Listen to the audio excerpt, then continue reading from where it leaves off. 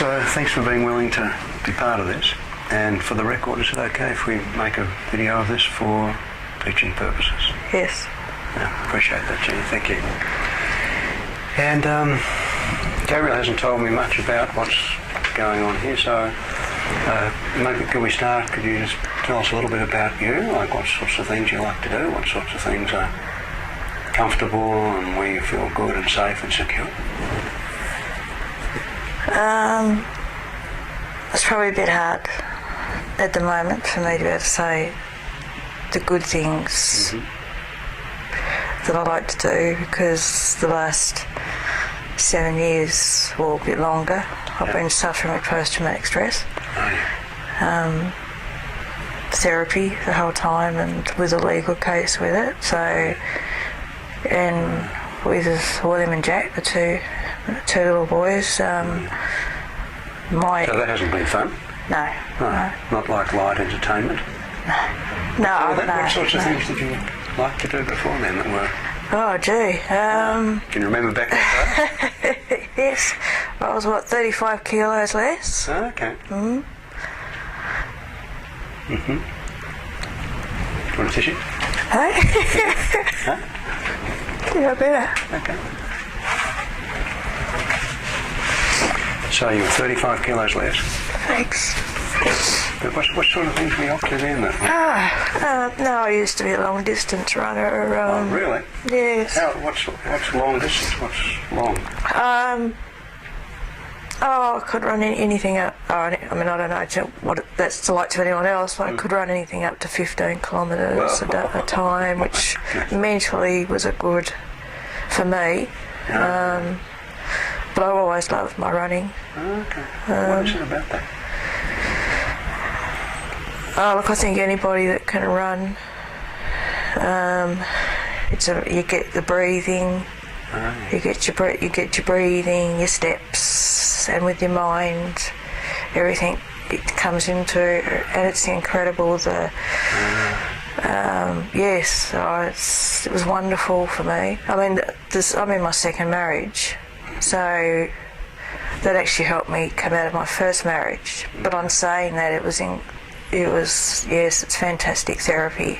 But have you seen Forrest Gump for the movie? Yes. Where he goes around, he says, my mum says something, you've got to deal with the past.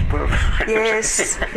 I can't remember the exact words. Yes, but no, I can relate to anybody if they're running, and you see people and they think, how can you keep running so long? I can see how you can. I know, because it just becomes a part of you, and your breathing. It's just, you can run, just keep running. Yeah, people talk about getting into the zone or into something like that. You kind of get into the rhythm of it. I'd have to run about 100 metres from my home, 100 metres, and I'd be buggered. Oh, yeah. Absolutely buggered, believe it or not, and I'd stop. I'd sort of stand for about 3 minutes and 4 minutes. And then I would jog my 15 kilometres and I would not stop. No, that's true. It's true. I could never get past. It was about 100. That sort of whatever it is yards. Like some sort of barrier that you had to get. It's something that always happened. I was buggered. I'd come out the door. I'd do my warm-ups and whatever, just a couple of stretches, and I'd just get up so far up. I'd even try and go a little bit further. Yeah. And I'd always start off from home. I always had a big hill. Right. But I'd only get up to so far and I was absolutely buggered. But then I just never stopped. I was not buggered after that. It was incredible. You did the 100 metres? You were buggered? You had to stop and... Just stop for it, and I just stand there and I just sort of do deep breathing and sort of... How long did that take to get past that? Always, every time. But how long did it take? How long did you have to stand there and breathe? Was it like a... probably about 3-4 minutes. That's all. It was no more. It was just a matter of, I think it was in my mind, and I was deep breathing. It was just I don't know. I didn't have any therapy for it. No. And I was just... You didn't need any therapy? I think it was maybe because I knew I was going quite a fair way. It's not that I had to. I knew I was doing it. Okay. I don't know. But it was... I could never get over that. I could never get past it. It's extraordinary, isn't it? Yeah, I tried, but I couldn't. You couldn't run 110 yards, but you could run 15k. Not it straight up. I had to have it stopped. Yeah. Just for that. Yeah, but once you got past that, you were kind of... It's never stopped. Like once you took off, you were ready to... Yeah, used to, if I'd have to stop for a car that was like, oh, bugger it, because it was like I sort of had myself going at a breathing in 8, stepping out 8, and Now I'm feeling buggered just listening to the thought of having... No, it's never buggered. It was just... Oh, yes, when you got home and because I wasn't eating, I didn't realise I wasn't eating enough food to cover my running, so... well, I mean, I didn't sort of realise, but then my skin and everything, and went to the doctor, and I'd go on to Sustagen, is it? Oh, yeah. I actually ended up enjoying it, but my 15 Ks was coming out, and I think, I'm going to go home and have a lovely milkshake. And it's, but I wish I could still remember shaking because of because I'd stopped, and then in there trying to do this milkshake, oh God, I was looking forward to it. Then you go and have a shower, and then I was off for the day. You didn't have to rest or something? That kind of got you going? No, I'd sort of have the shake, and then I'd sort of go and have my shower, and then... Have the shakes, then you'd have the shake when you go... I was, you would anyway, because it's coming back from that. It's sort of, you don't realise, and then your body just sort of... Yeah. You're mentally the whole time. It's a lot of strength, but in the mental mind, but it's good. As I said, anyone that can do it, it's fantastic. I've had 3 children, and I need to get the weight off, but also I need to go and have an operation. Well, the whole body won't let me run at the moment. I sort of have to keep going to the toilet. But it would be nice if I was doing that again. It'd be great right now, but still, this is good. This is good. I've been doing with Gabrielle. What have you been doing with her that's been helpful? It's basically, I suppose it's the same thing, but it's what I was taking in and putting out that way. I'm giving it to Gabrielle straight out. Sort of quite not the fit. Well, not I suppose physically it's coming out. She gets a lot out of me actually. I confuse her a lot because I'm flipping from one thing to another with everything. Yes, I suppose it's the same thing except... And that's helping?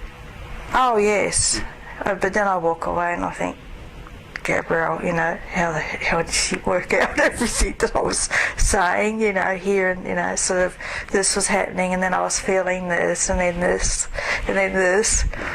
But sort of talking about the running just then, it's incredible. It is, because when I was running with different things I was digesting. So, and they're not necessarily, I mean, you run more or less in a straight line, I guess, but the thoughts are all over the place, but they somehow find a place. And probably that's why it was 15 kilometres. It took that long. It took that long. Yeah, well, a lot of stuff too. Because at the end of the 15 kilometres I was right. Yeah. And it was like I had nothing left in my mind. I was tired in my mind. I couldn't think anymore. And when I leave here with Gabrielle, I'm relaxed in my mind, and I've got a lot out. And that's the thing that makes a difference for you. Yes. When you've got your mind right, then everything else is. Yes, And even getting that 100 metres to start, even that was part of getting your mind right, so that you could then go on and do that. That was strange. Yes, but yes, yeah. Now, if we could do something here that'd be useful, what would you like to leave here with? I have to fly. And I have a very big fear of flying. Which... Are you going on a plane or flapping your arms or? A plane. Okay. So you don't actually have to fly the thing. No, I wouldn't do that anyway. I mean, it's really no use to say it, but I'll say it anyhow. To fly these days, you'd need to be able to walk and sit. That's all you need to do. But that doesn't help to say that. But so what is it about? You're up. You're up. Yeah, that's true. Yes. No, my fear has come from where I had my car accidents. Oh, yeah. And I was... a lady ran me off the road at Woodbridge Hill, and I rolled about 5 or 6 times. and like that nobody could find me. Oh my God. But it was and I was waiting for the car to blow up.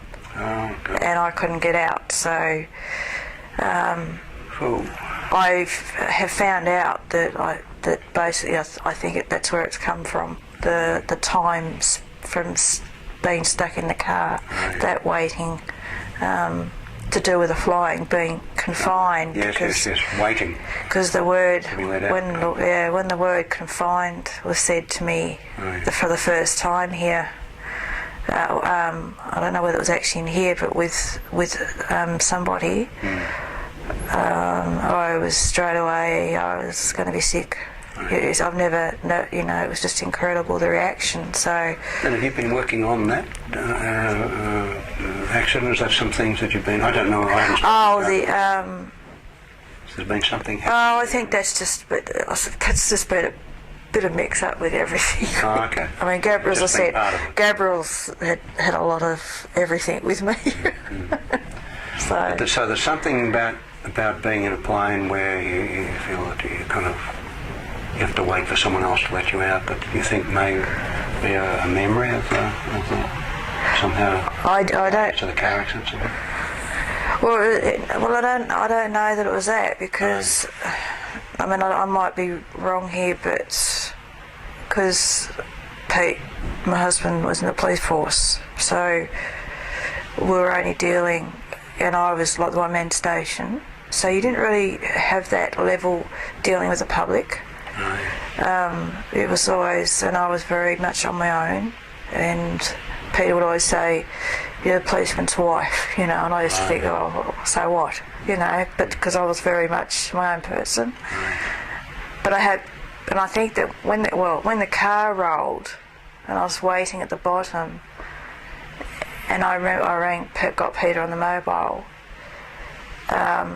All I can remember is I didn't know that nobody knew where I was. I didn't really know where I was. All I knew, I could see water, and I was the Woodbridge, down Woodbridge bank, and I could see out the water. But I remember, I could see cars going, and I didn't. And I was absolutely beside myself.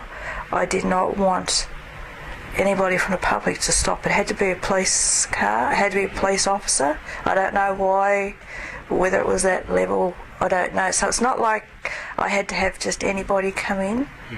It was just, it's incredible, the difference. And I think because of that life that I was, I don't know why. No. I just, but you just know. it was like, it was. And a policeman did come? Yeah, no, it was about 6 there in the end. By the time they all found me, and yet it didn't worry. I didn't care. Not that I remember Alan, I think his name was, but I can remember him getting the back door open to get me out. But and I can all of a sudden I can remember all the cars pulling up, and then Peter coming down through the paddock down, but. Actually, seeing the police officers or talking, I didn't talk to any of them. I just stood back and was just looking at the car, and I could see if William was sitting there, he would have died. Jack would have been safe, but William definitely would have died. He wouldn't have made it. If he'd not been on the driver's front seat, no way they would have made it. So it was just, it was very strange, but didn't talk to any of them. And then I just went and sat in the police car that Peter had, and went home. I just wanted to go home, sit on the couch. I wanted to be there for my two boys when they come home from school. I didn't care what if I had a broken arm or broken leg. I didn't even know. I didn't even know what I had. So so that was so I don't understand any of that, but that's what happened. Okay. Now, in relation to your flying, is there a flight coming up? Is there a flight? Yeah. Yes. Yeah, we've actually got two. Oh, yeah. Well, one with quite a few on the 21st of April. Oh, yeah. And that's up to Darwin. Okay. So it's not, didn't help when the travel travel up at RAC. She said, "Oh, that's like going overseas." I thought, that's all I needed to hear was that one. Yeah, so I thought, right. Thank you for that one. Yeah. And that's one, going to Darwin. Yes, and the second one is the 27th of August. Oh, yeah. We're heading up. My niece is getting married on the Whitsundays. Oh, yeah. And I don't want to miss. I've missed out on a lot with my niece with everything over the years, and I definitely don't want to miss seeing her get married. So I'm going, and there's like nothing's going to stand in my way with that. All right. So yeah, but I've got to. And if something happened here that was useful, and you went on those flights and you came back and it was all okay, and I said, what was different? What sort of thing do you think you would be saying that you got out of this? Oh, thank you. Yeah, but what? For what? Thank you for what? Not thank you for saying it was for overseas. That's not a thank you. No. I wasn't very thankful about hearing it. Well, but if you did say thank you, and it was what would that be? Probably to feel inside that it was safe, that I was okay. Yeah, it's sort of, I have flown once since the accident, and I had Jack. He was only 9 or 8. And I actually used him because he started to cry when we were going up to Queensland, and I actually said to him, "Look, there's nothing to be worried about, Jack. Everything's fine." And I'm here, I am crapping on. I was beside myself. So I sat him on the middle of the seat, and I sat, because I was told to sit on the aisle, and I was going through it with him. I said, "Now look, when we take off, this is going to happen, and this is going to happen." I'm thinking, "Oh shit!" But he was fine. He went flying colours. He got all the way up there, and then I think one stage, when we were heading up, we may have gone into Melbourne, I don't know, and about taking off or something. Oh, he just froze, and he's like, I said, "What's the matter? What's the matter?" And he looked at me and laughed. He said, "Nothing. I could have killed him." I could have killed him. He didn't know what I was going through. Exactly. Yeah. He was fine. So yes. You've done some hypnotic work with Gabriel? We've done quite a bit, yes, which is great. How do you like to go into hypnosis? How do I like to? What's the easiest way for you to? I'll sit here. Huh? I just sit here. Okay. And so would it be okay if you were to just allow that to happen now? Do you know what it's like? You know that I'm not Gabriel. You know yes, that you're in a different chair and a different circumstance. But you know in your body the experience of going into hypnosis, in the same way that you know in yourself the experience of going running. And it may be that as you start to go into hypnosis here this time, that there may be that, like the 100-metre start, there might be a kind of something to get through, something to get past. And I don't need that to be there, but if there is some kind of something to do, would that be okay? Makes sense. Yeah, and you don't need to rush into this. But I think if you can take that first step, which I think you're already starting to do now, and to remind you that even though it's raining outside, it's dry in here. That even though you haven't looked at the construction of the floor that the chair is sitting in, you can feel safe that the floor will support us. The chair's not going to, and the roof. And just taking your time, letting that feeling, that experience, that's nice. And I can see already how easy it is for you to just allow yourself to get into that. That's it. Good. That's nice. Just letting that happen. Good. And maybe starting to settle into that so that you can really begin to enjoy they're getting your mind in the right place. Just not trying to do anything, but almost as if as this experience continues, things can happen in your thoughts and your experiences and your memory, from here, from there, from different places. But as this experience is continuing, things can start to kind of settle into place. You don't even need to know what it is that's settling. You don't even need to know where they came from, where this, that, the other. But somehow as you get into this experience, it might be something like the experience of running where you get into it. And the more you get into it, the more all of that seems to take on a life of its own, as if you don't need to think about where to put your feet, you don't need to think about when to breathe in, when to breathe out. All of those changes happen. Everything just starts to fit together. And you can feel totally safe. You probably don't need to remember that when you were a little child, when you were learning to walk, that you had to hang on to something. Some children, even when they're learning to walk, think they have to hang on to the ground with their toes. And you'll see some kids screw up their toes because they want to hang on to the ground. They're scared that they'll fall off. But something happens as a child is learning to walk, where they learn to settle into that, and they don't need to think about which foot or how to balance or even any need to hang on to anything, and they just start to walk, not realising, not needing to know that one day they're going to be running and hopping and skipping and jumping and so on.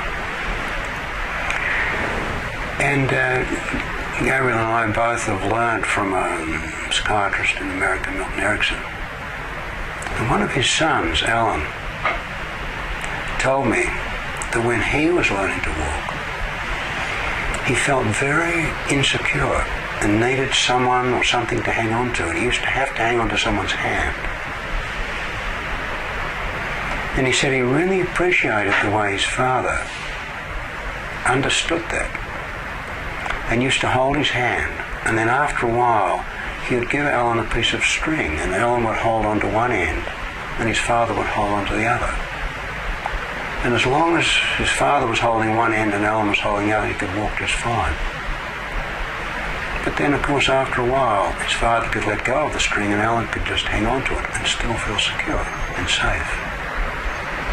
And I don't know at what point he didn't need to hang on to the string, but it was really helpful for him to have that support, to have that connection, so that he could feel safe, so that he could feel secure, so they could have the freedom, instead of having to hang on to something, to take his own time to let go of that. And it may be, Jenny, as this experience is continuing, and I want to remind you this is your experience. I'm talking at the moment. But my words themselves are not what's important to you. It's the way you can allow my voice to be something like the sound of the rain on the roof. Just something that's there, so that you can let yourself settle into this experience. That's and really good, letting that settling. So that as you get into that, I don't know whether you'll actually have the feeling as if you are running. But I know if you do that, it's not important that you think, I run 5 kilometres or 6 1/4. You can just be in the running, in the experience of that. And as this is continuing, various parts of your experience can start to somehow settle. Somehow, I don't know, find a place so that you can really know what it's like, really know how it is for you to feel safe, to feel secure.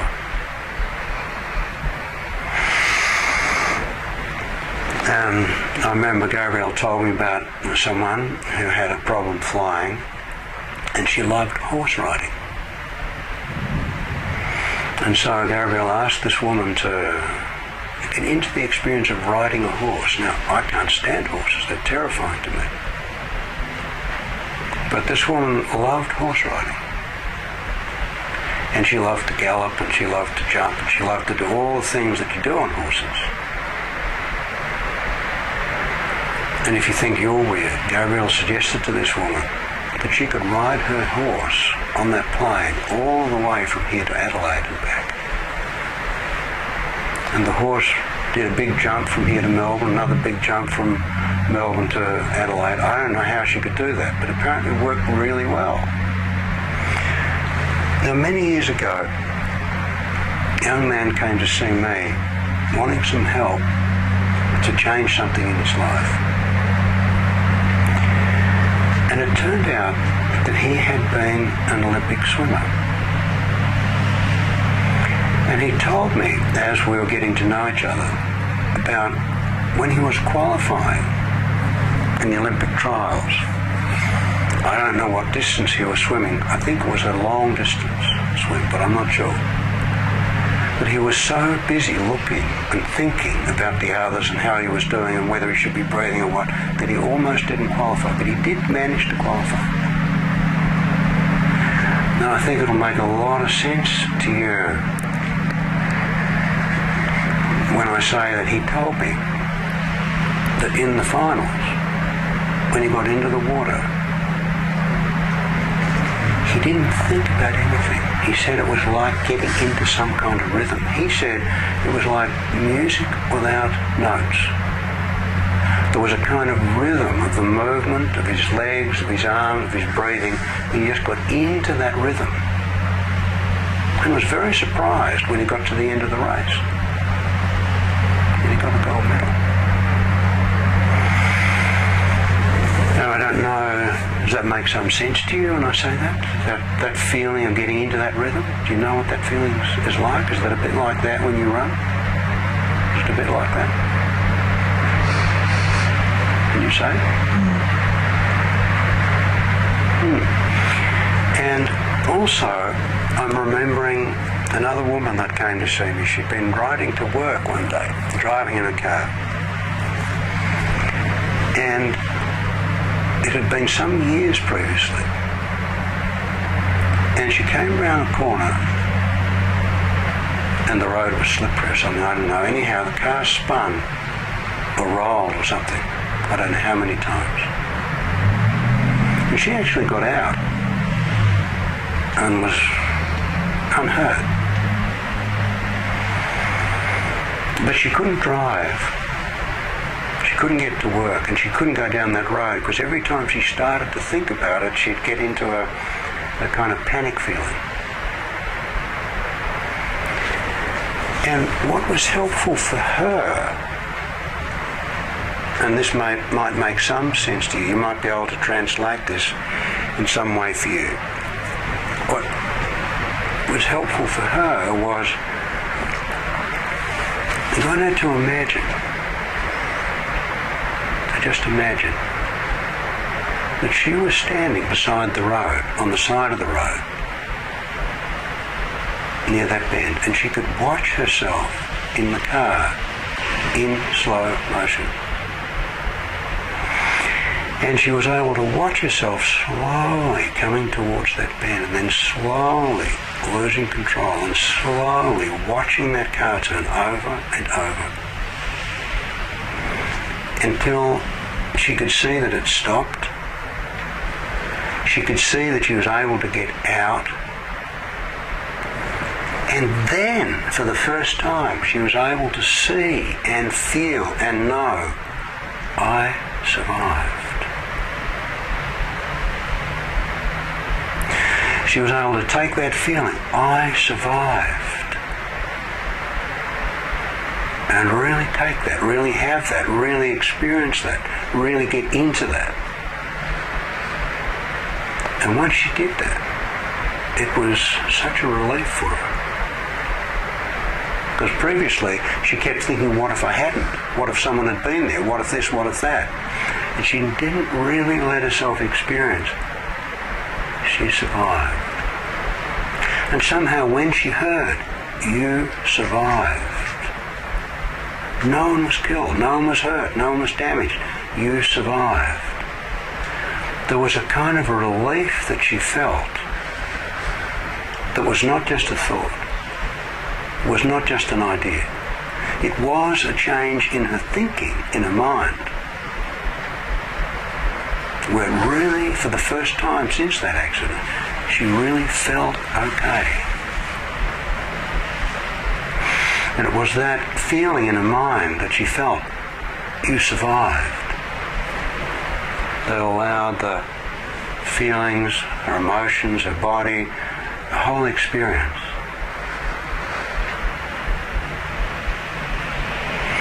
Now, I can say these things, and I can say them with the best intentions and the best wishes and the best hopes that I'm saying something useful to you. But I really know so little about you. But I do know that you know a lot more about you than you even realise. So you can take my words, my ideas, what I'm saying, and you can translate them. You can do what you need so that they fit your experience so that you can make use of them. Now,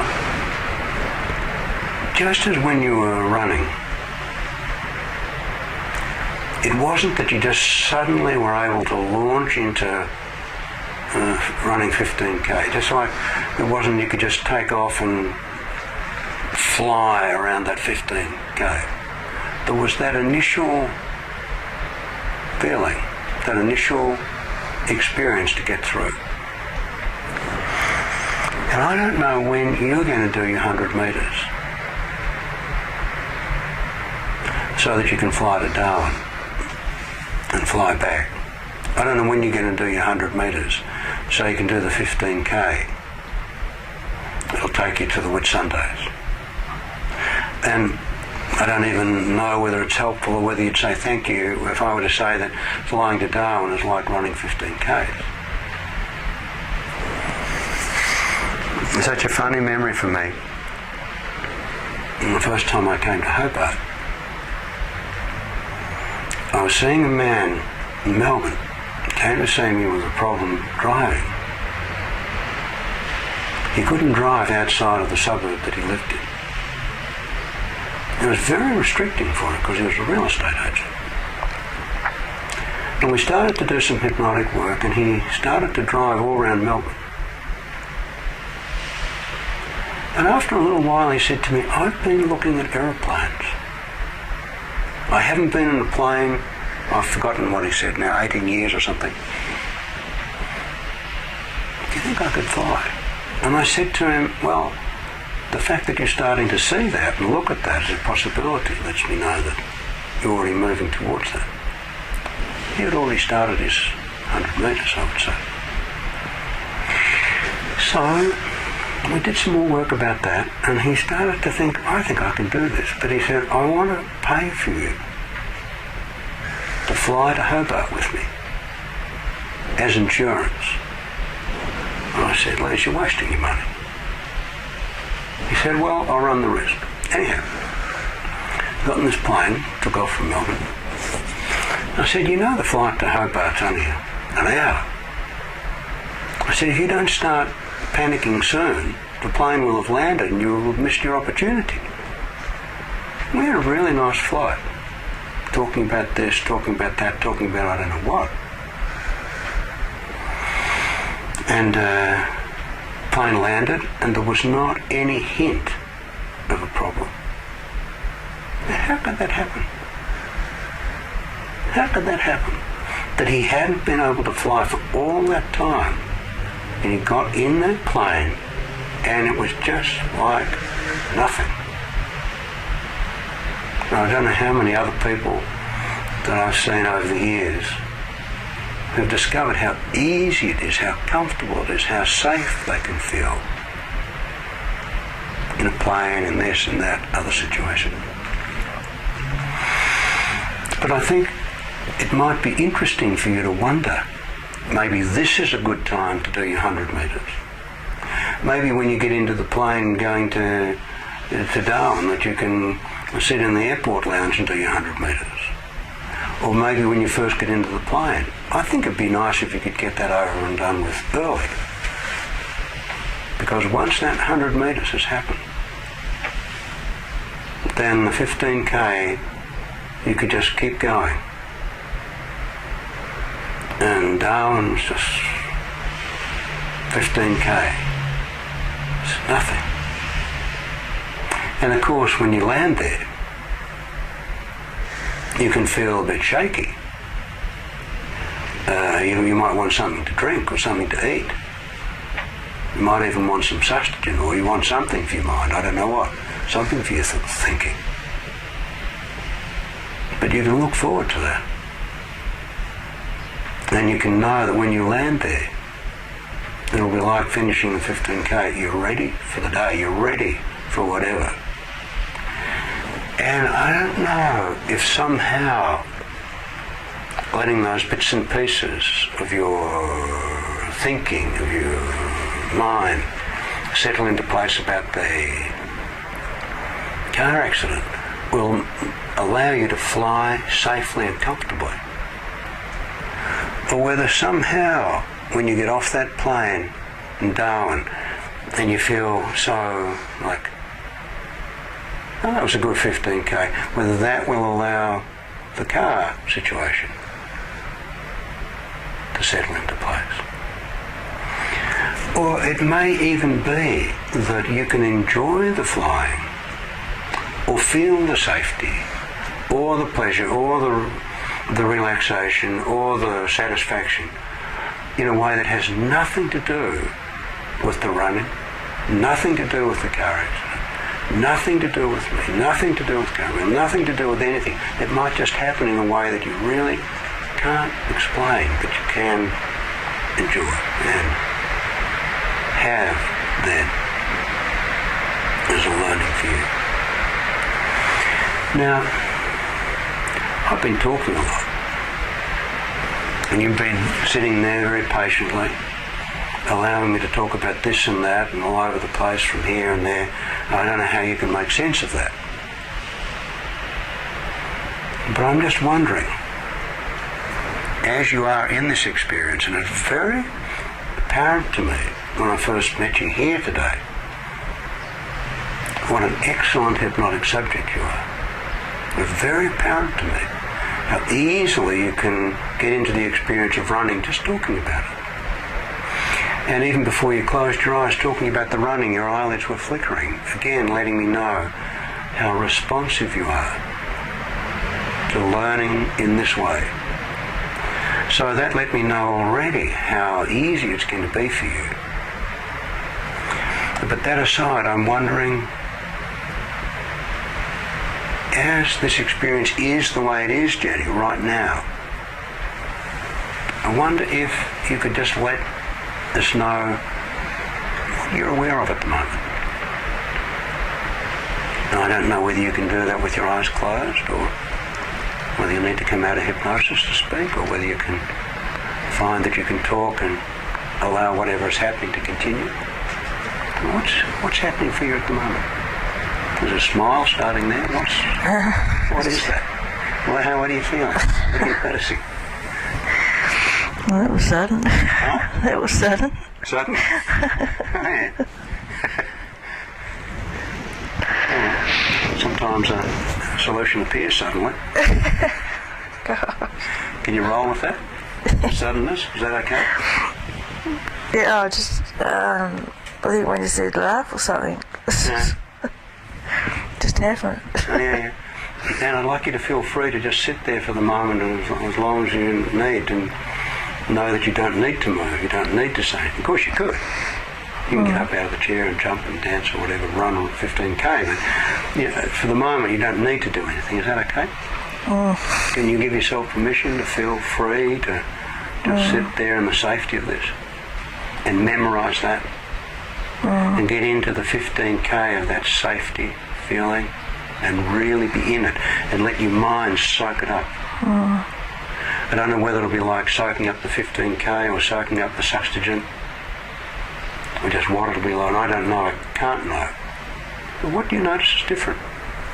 How could this possibly be of any use to you? Can you explain that? Just feels good. Feels good? Oh. What does that indicate to you?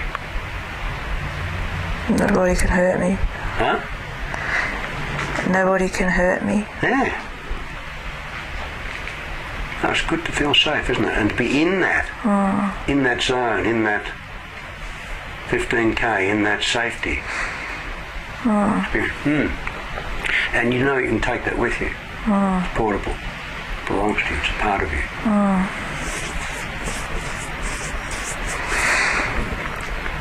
And what's happening now?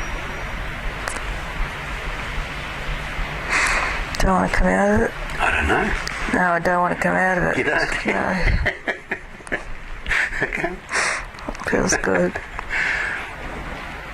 Yeah, well, I think you're going to be one of those people in the Darwin airport when they say, how do we get this woman off this plane? And you'll be saying, can't we go a bit further? That bloke that I mentioned who flew me to Hobart, when they went back to Melbourne, his wife said to me, Les has got this terrible problem with flying still. And I said, what? She said, I can't keep him off aeroplanes.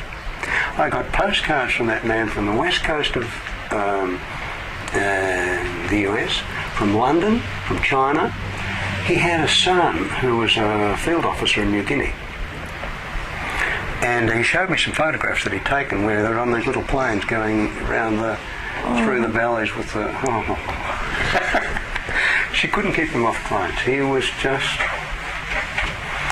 And the beautiful thing I've noticed is that whenever someone has the kind of problem that you had, it's as if that problem hypnotised you into a problem. And the way that you got into that lets me know that this is a perfect way for you to get out of that and into something that you want to get into. Oh, it's good. I'm really pleased to have had a chance to work with you with this. Yeah, no, it's good.